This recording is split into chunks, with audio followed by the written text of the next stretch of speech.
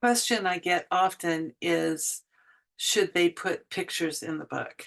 It's a very good question. I think most books don't need pictures, but I would often, if you could, stay away from color pictures because any color picture, even one in the book, will make your book cost twice as much and you may not have as many sales. Maybe your book warrants that. Like we did this cookbook, and of course, it had to have color pictures all the way throughout. And so this book, which normally would probably cost 550 as a author copy. It's pretty big. It's about 170 pages. You can see the side.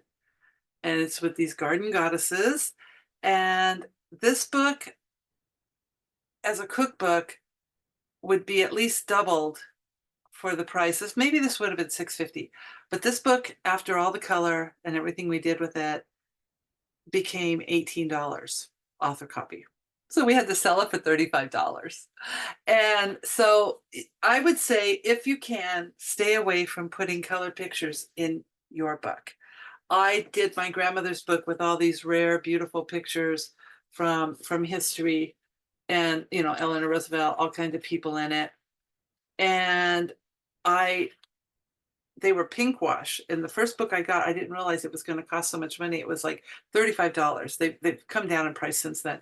And that was about 3 years ago. And so I had my book designer go back and make every picture black and white. So this black and white, but which suits this kind of a book with those kind of pictures.